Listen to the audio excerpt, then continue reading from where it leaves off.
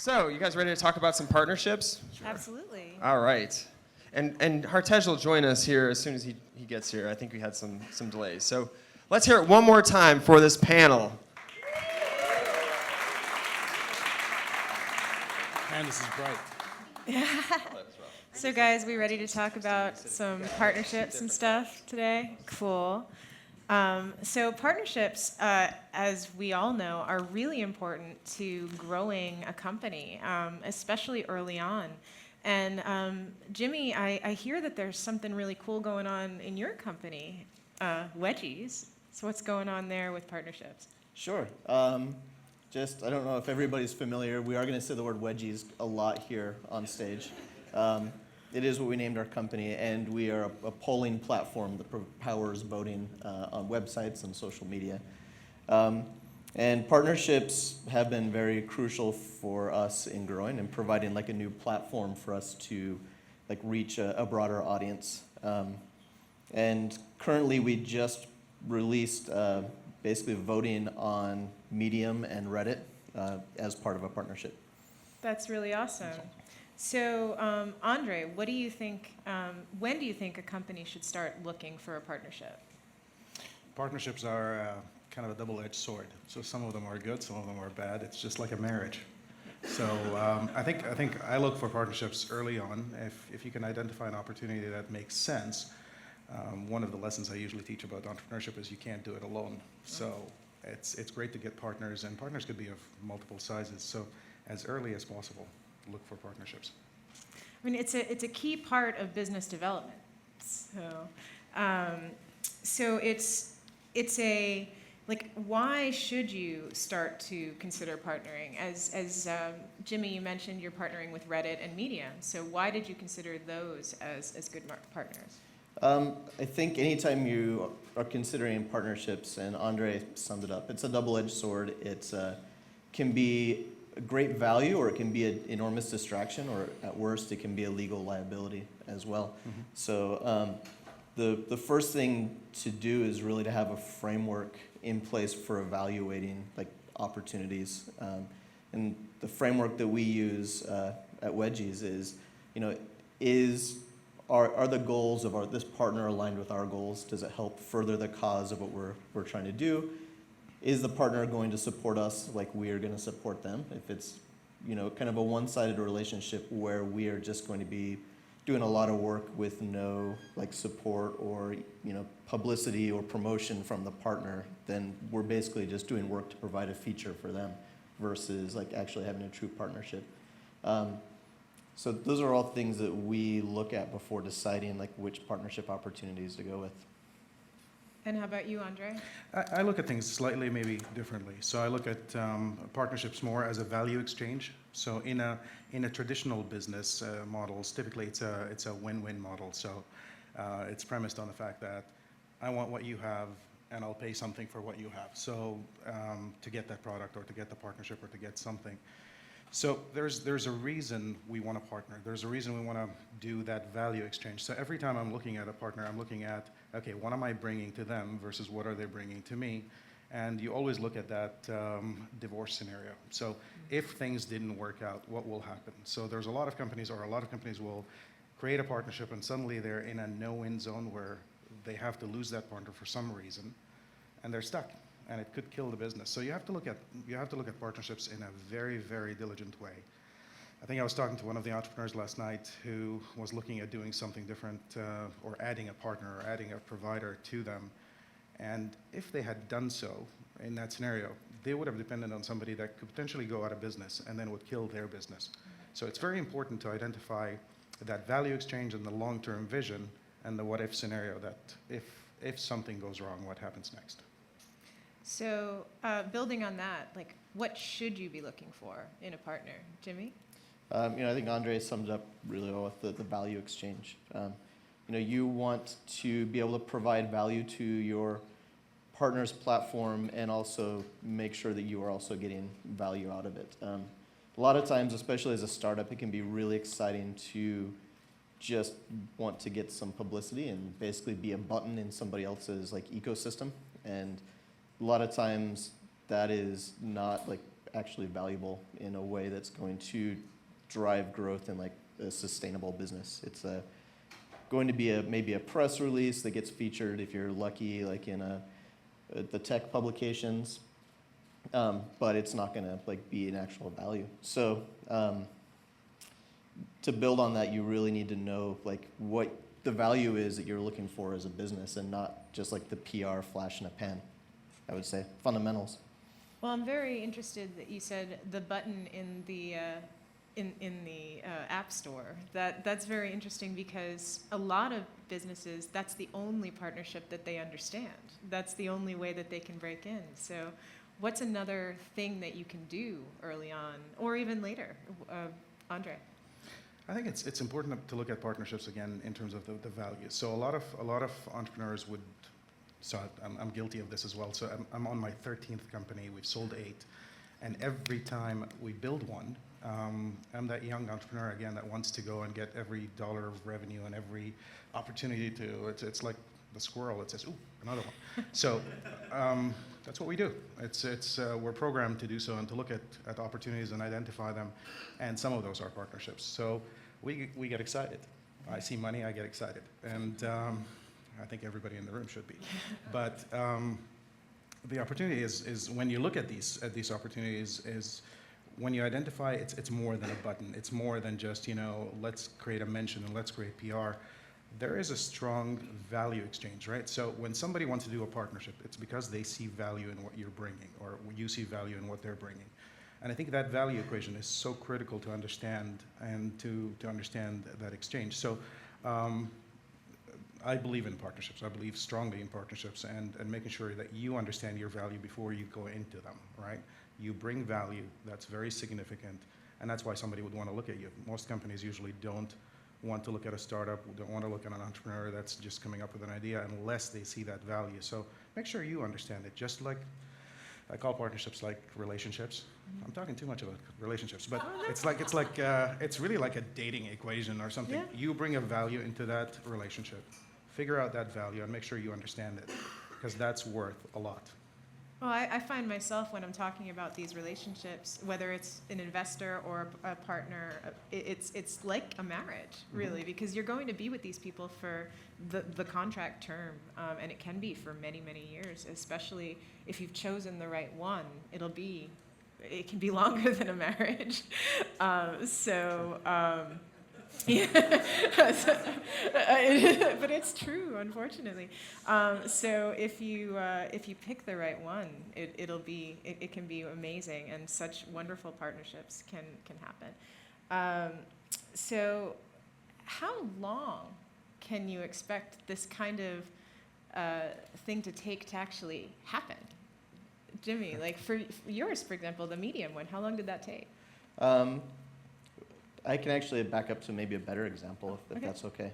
So early on, when we were first starting out working on this idea that became Wedgies, we built a polling app on top of SMS using the Twilio API, so that an audience could text in a vote during like a speech or an event or something like that. And that actually led to a partnership with Twilio, because Twilio is an API that powers SMS and voice communications, and they are always looking for apps that are being built on top of their ecosystem that they can refer their own customers and partners to instead of trying to build themselves. And so that started off with kind of an informal relationship, kind of showing them the cool thing that we'd built. And over time, it has actually developed into an investment from Twilio in Wedgies to help build that part of the business, as well as to make sure that there's always this platform that they can direct that portion of their business to. Awesome. And that was definitely been like a 3-year and going relationship. Wow. So you have to be in it for the long haul. Yeah. How about you, Andre? So I'll give a few examples. Let me digress. I don't think people know what TangoTab is, but TangoTab as a business, it's an app that gives people free dining offers. When you eat, we feed a hungry person, and our goal is that with 1 billion meals eaten in restaurants in the U.S. every week, 50 million hungry Americans, we can solve that problem. So it's simple math. So I've taken that model into healthcare. I'm the co-owner or the founder of a company that owns every clinic inside Walmart. And I'm taking the same concept into healthcare to provide health benefits. I've been dealing with a partnership for over a year and a half to get 70,000 dentists, chiropractors, et cetera, to join the platform. And it took almost a year and a half that we just signed this deal. But even with Tangatech working with one of the major airlines in the country to do the same thing for travel, it's been over a year and a half. We're still, I mean, we're agreed that this is what we're doing. We're still working on what the relationship means, what happens if this entity that we formed goes out of business because we're not good enough to run it or something. I don't know. The challenge with these companies is they're massive, and by the time they make a decision, it takes them sometimes years to make it. It takes them years to progress it through, from this guy to this guy to this lady to whoever in the business until it gets to conclusion. And when you do, then you're spending another year plus to implementing something. And it's difficult. So for an entrepreneur, we move at speeds that are just unknown to them. They can't understand how we move that fast, and they want us to always slow down to make sure that they go through their processes and their due diligence internally. Morning. Hi, everybody. And you're Thank next. you for joining us. Unfortunately, startups don't stop running for startup conferences. Oh, no, it's true. That's So good. I had a call scheduled as we speak, and then I realized it wasn't 11:50, 9:50. So, hi, I'm catching my breath. What am I saying? My name? Hi. Your name? My name is Hertej Sani. I'm the CEO and co-founder of a company named Zaldi. And I'll tell you more about it when I catch my breath. Well, we were Get a also bit of water. asking, how long does a partnership take to initiate? It depends on what kind of partnership. 6 months on average. Cool. If I were to actually give you okay. Yeah, I mean, it has to be win-win. So I'd say at least 6 months. I'm in the payment space. We run a financial tech startup, so like partnerships can mean a lot. We're processing somebody's payments, and there's data implications. So it definitely has to be win-win, because when you're earning transactional revenue, there's only so much that we can all eat out of the pie, and so it really has to be win-win. So I'd say at least 6 months. Awesome. We'll let you catch your breath for a second. I just wanted to interject an anecdote to support what Andre was saying about how it can take many years. At Evernote, which I think some of you are familiar with here, back in 2007, we took a meeting with Fujitsu, and it started a series of meetings over many years, which eventually became the Evernote ScanSnap, which was released in 2014. So that was a 7-year series, and that is not that is something that is very common with larger corporations. So partnership deals can take a while because you have to make sure that you have the right thing. So it's very cool. So what are the disadvantages that you can run into, that you can think about for your partnerships? So I want to start with Andre on this one. Many. Just like there are some advantages in doing partnerships in terms of getting your business to go fast or grow or get exposure on global basis. A lot of partnerships sometimes demand certain things that you weren't planning on. So it could be a product change. It could be a branding request. It could be additional features and capabilities that you haven't even thought about, and it just doesn't fit with your current business model. So you have to make a decision, again, based on that value equation, and what's it worth for me to go do this thing that somebody's putting me through hoops to go get done. And sometimes when you look at that, you have to weigh, is that change worth the pain that I'm going to go through or the directional change for the company? Because as a startup, I think you always know that you have to pivot, and you wake up with an idea sometimes that could take your business in a different direction, and sometimes that is a partnership, but it also may hurt your business in the long term. So you have to really evaluate that. And again, I keep preaching, don't jump on every new shiny object. How about you? So the thing is, as an early stage startup, I think people like throwing around the term partnership a lot. Like, oh, we're partnering with that startup and we're partnering with them. doesn't really mean shit, right? But like, in the bigger picture, what I've been finding in the payment space is, we're getting approached by like bigger fish, right? So like if Visa says, I want to partner with you, it's like, okay, let me really think about what that means. But a lot of times these big strategics have investment arms that can be really alluring to a young startup where you're like, oh, I'm going to get 250K, they're going to invest in our seed, and we're going to partner, they're going to get our data, and blah, blah, blah, we're going to be best friends, and we can tell everybody we're partnering with Visa. But Visa doesn't give a shit about you, right? You're just like a little piece of crap compared to them. But for you, you're like, we're going to get this partnership, and then the contingencies of an investment from a strategic should be really thought of carefully. Like, as a startup, you want to fundraise and fundraise quick. It's October. Right now it's fundraising season, right before the holidays. And when you're spending too much time with a strategic partner and they're dangling some money over you plus a partnership, my advice would be, screw the money from a strategic if it's moving too slow.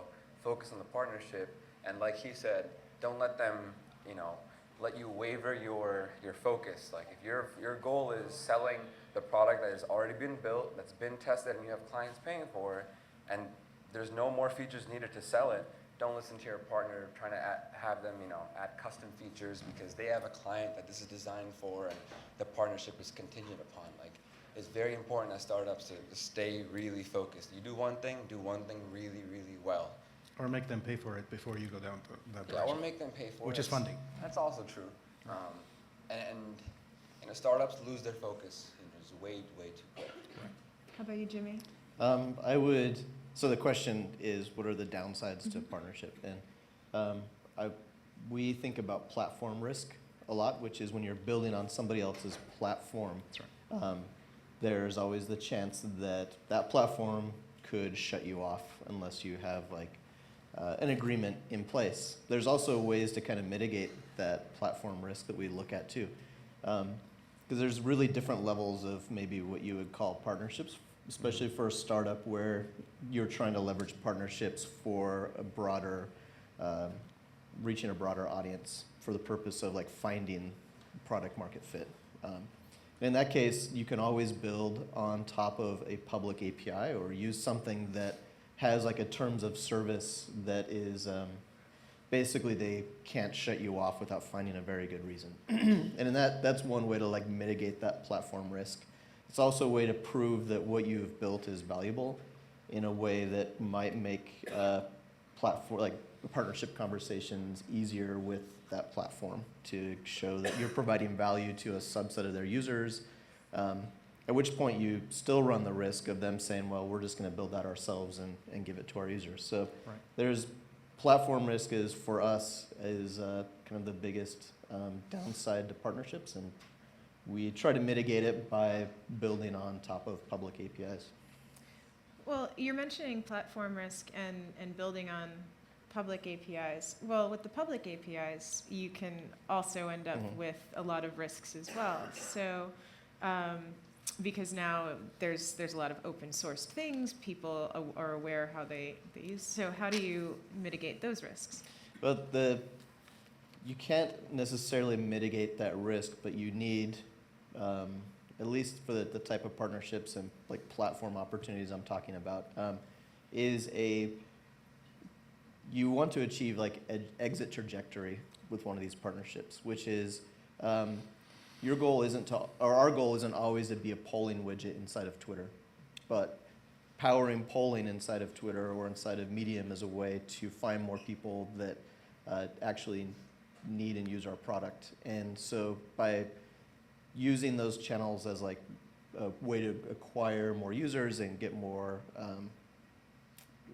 a way to test new features, but we also want to make sure we're capturing those users and bringing them back to our platform as well. So that when the partnership does come to an end, if it does, then you want to basically be on a path where you don't necessarily need that platform anymore. And I think maybe you could look at Instagram is probably the classic example. When Twitter turned them off, it didn't matter.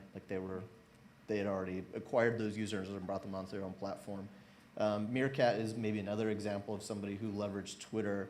Twitter shut them off very quickly, but it was enough for them to have established a user base and to continue to grow off of that.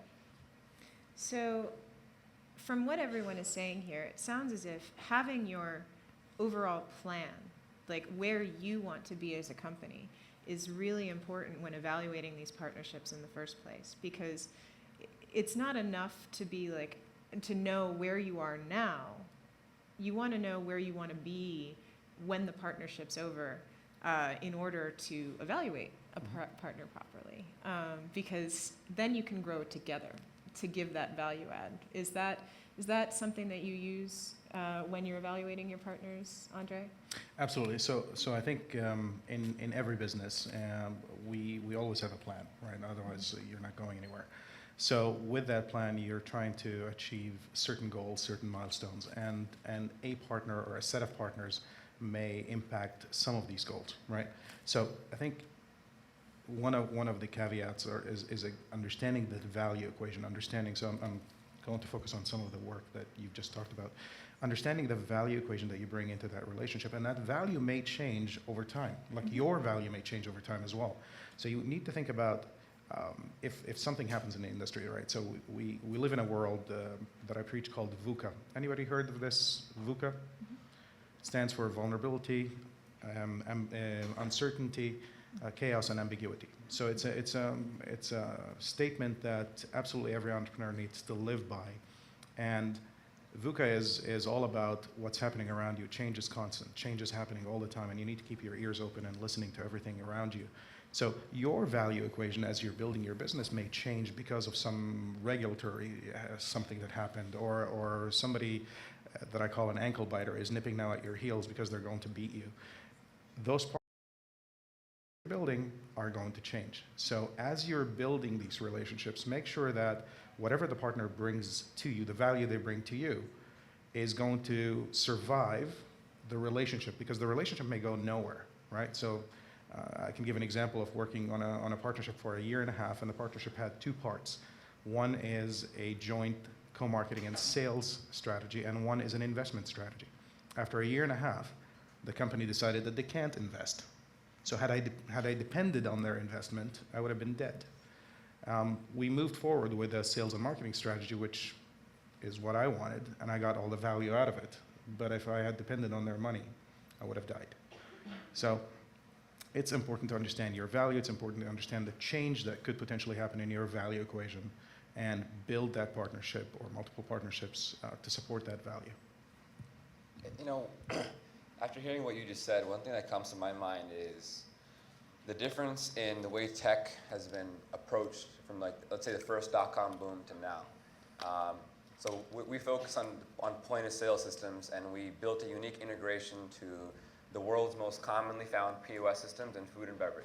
Mm-hmm. Within that space, you see Micros. You probably see them everywhere. Micros alone has about 40% of the world's market share, and they've been acquired by Oracle, right? And so when Micros made this POS system, they were replacing cash drawers.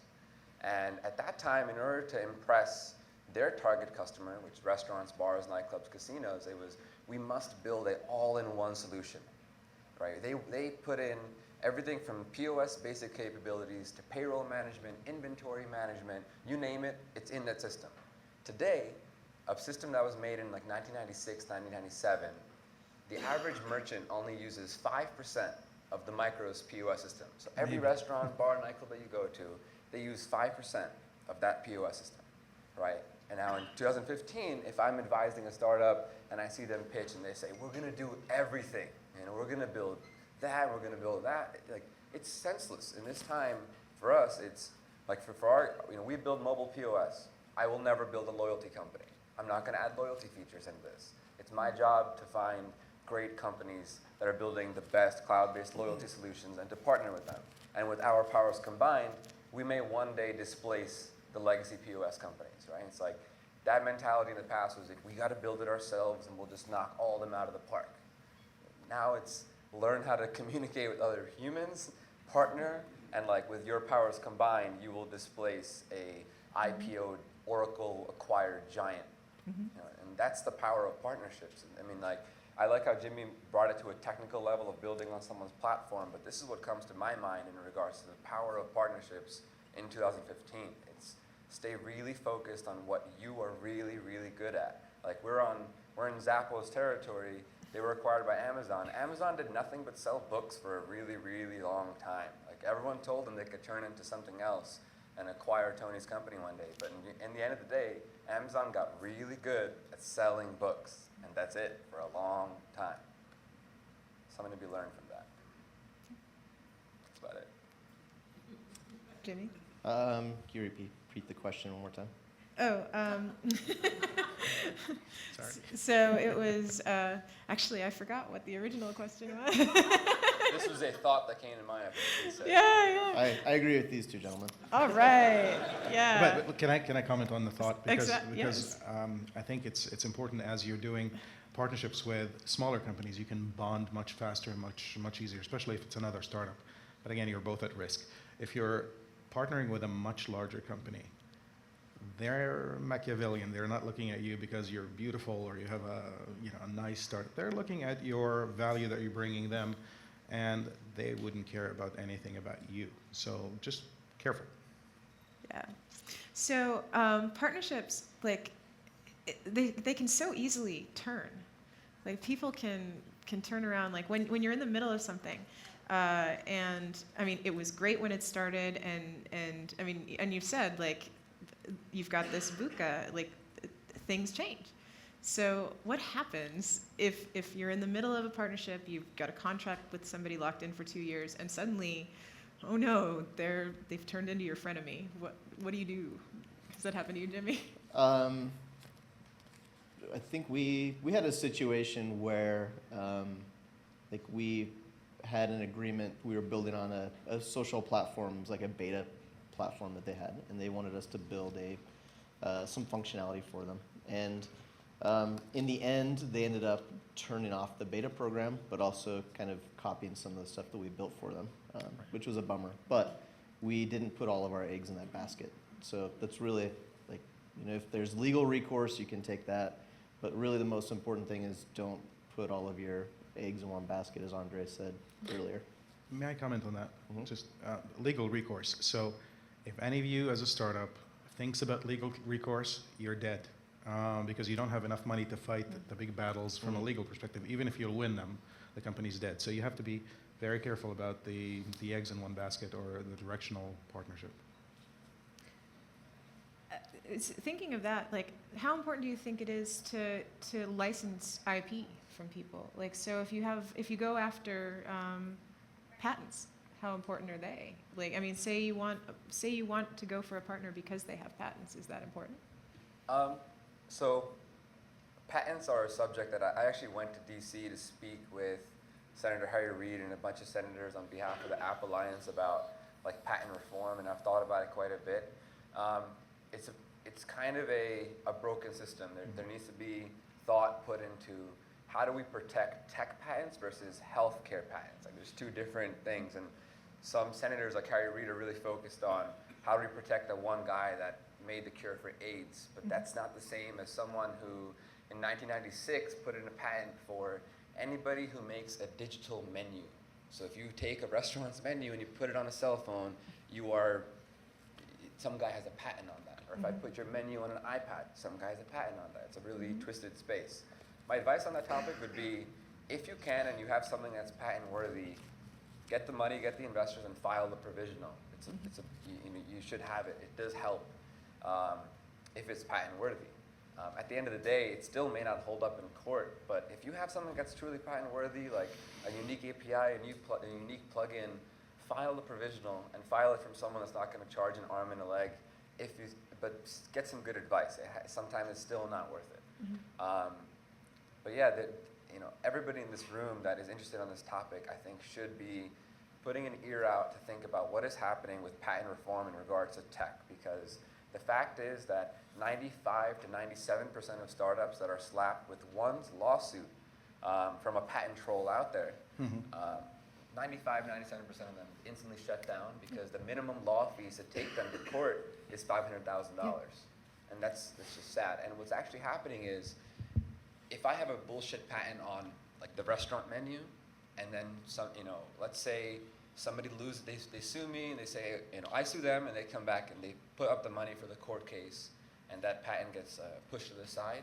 What happens is that there's these trolls out there that don't take out that patent on the website, and they say that if you make an app that has a digital menu, you owe us royalties, blah, blah, blah, and they're still sending out letters that are unlawful, even though they've lost multiple court cases. And startups, out of fear, just still shut down. Right.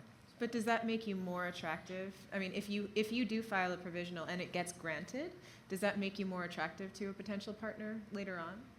I don't know. It just depends on the situation. It's really situational. I think it does in the payment space. So for financial tech, yes. Cool. So how do you find partners? Like, Jimmy.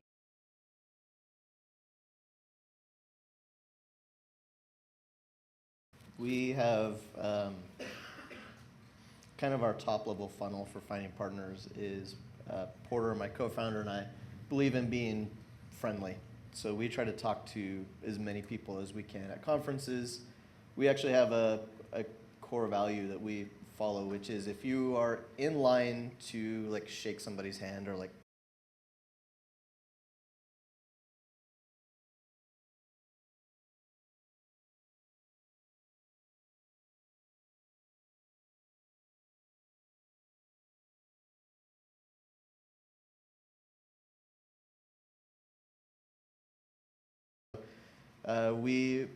we do that, and that has actually led to quite a few opportunities.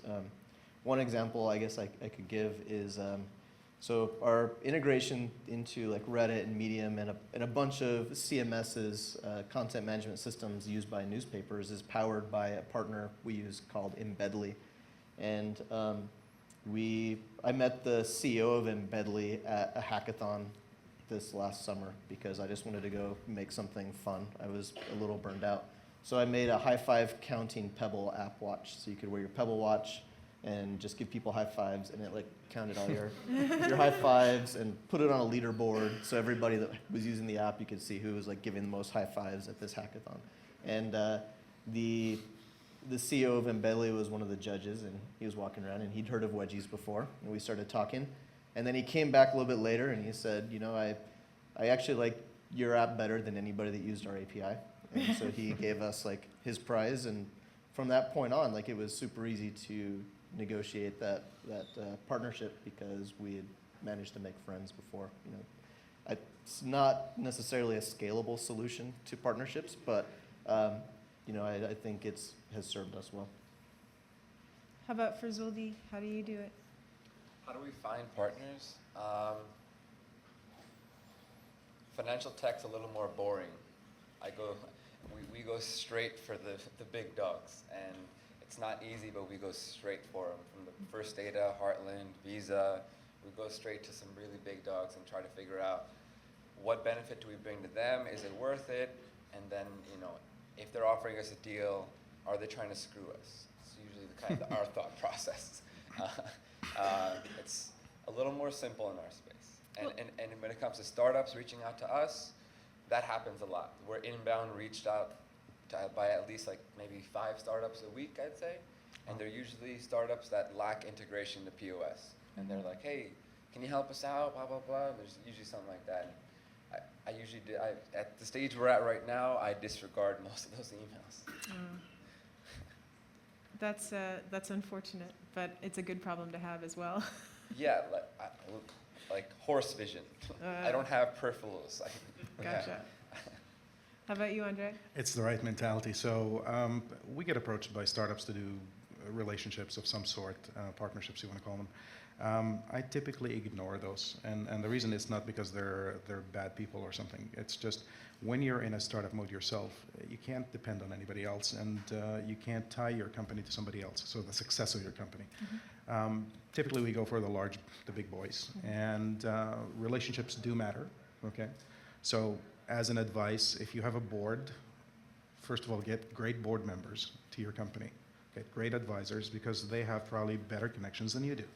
So typically I try to bring the top board members I can through my direct relationships and through others, and they open doors. So it's all about humans at the end of the day. It's all about shaking hands and getting your gut and so on. It's also about what they're going to screw you with, right?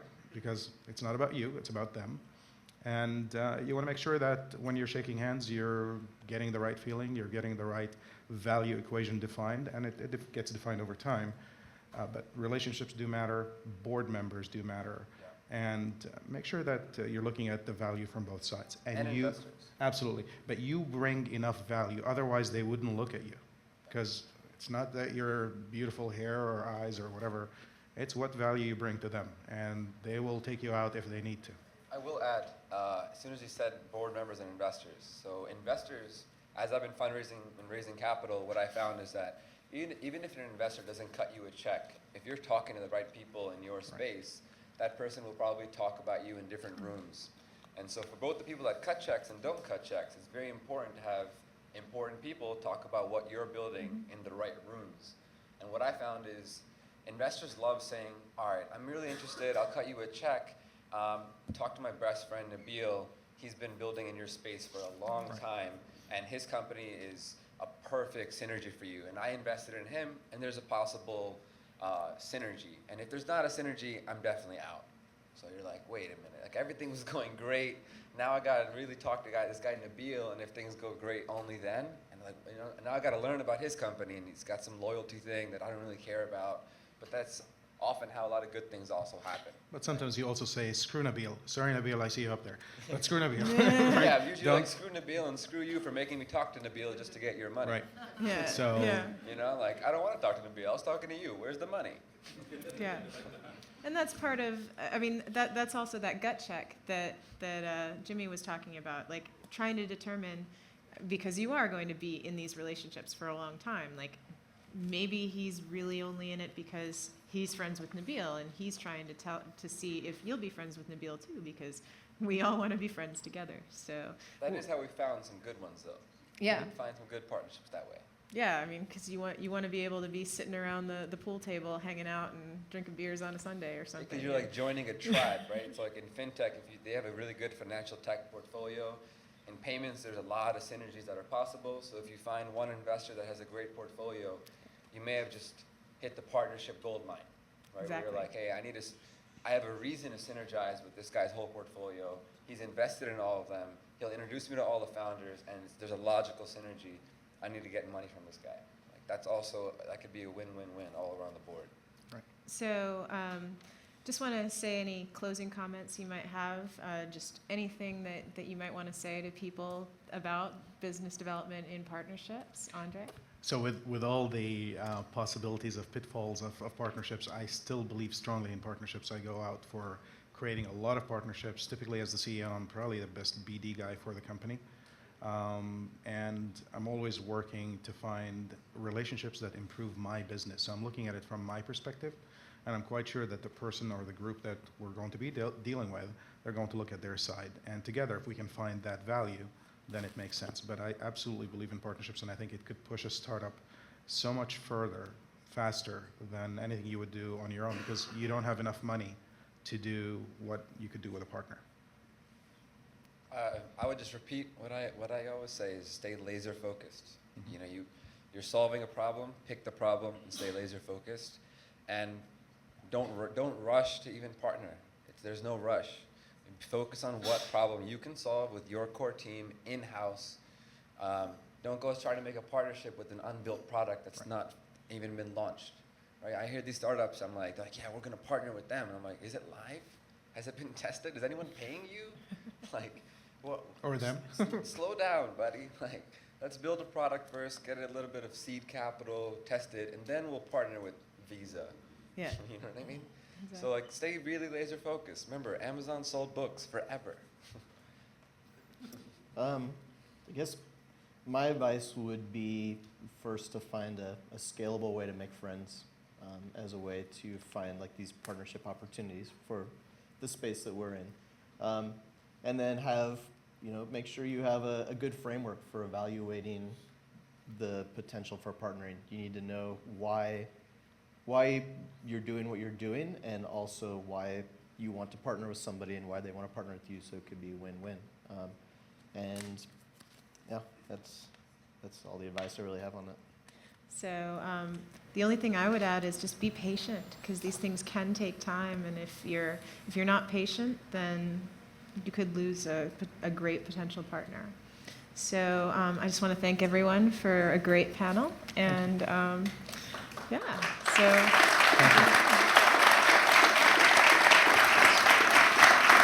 Good job.